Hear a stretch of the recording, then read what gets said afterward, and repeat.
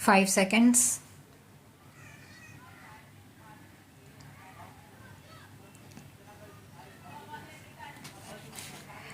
India as perhaps the one most responsible for converting the concern about environment from a concern of the affluent and elite to the concern of the poor and for the poor. Path-breaking address at the UN Environment Conference in Stockholm in 1972 swung away attention from the peripheral issues of the environment to the real issues of the environment, that of the relationship between the environment and development. It is therefore appropriate that this award has been named after her. It is a testimony to her contribution to protecting the environment and to raising an awareness about the environment. Today, we need much more systematic study about how the environment links with development. The interlinkages, although they are there, are not known precisely enough. The connection between the specific causative factors such as degradation in or deforestation and how that affect the long-term prospect or how that really affect the environment is still not known precisely enough to be assigned a specific economic value so that it can be measured and countered each plan or in each project. No further study is required to see that degradation of the environment also reduces development and degrades development. That is known and established, and nobody today needs convincing of that. What we need to look at is to see how conservation consolidates and reinforces the process of growth, and this must become the basic parameter of our measurement. Instead of looking negatively, we should start looking positively and see how environment contributes to the development process.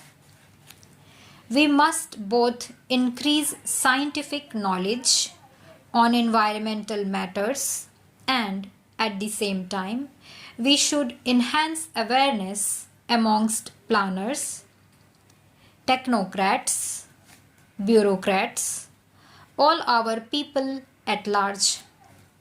In Parliament, there is already a very clear and unambiguous sensitization to the issue. Just a few years ago, the environment was something that stopped development, that caused problems for all MPs.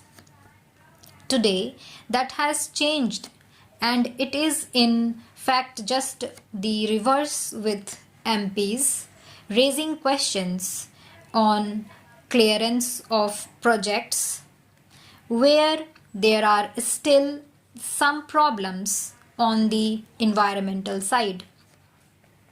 Today, there is a much greater recognition amongst all sections of our people about the cost of degradation and the cost of not protecting the environment. But what must be realized is that there is no escaping this cost from whatever angle you see this project. But what we do not count is the long-term cost that we will pay if the environment is not protected. We might pay it. The next generation might pay it. Perhaps a neighboring community might have to pay that price. But that price is there and it will be paid. It will be extracted, and our not including that cost in the cost of a particular project or development work does not remove that cost or hide that cost. It remains there.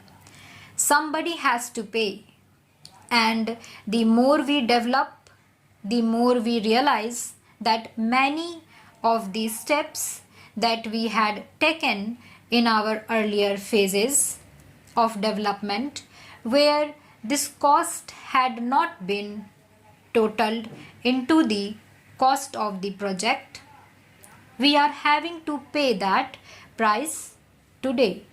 And the price that we are paying is very, very heavy.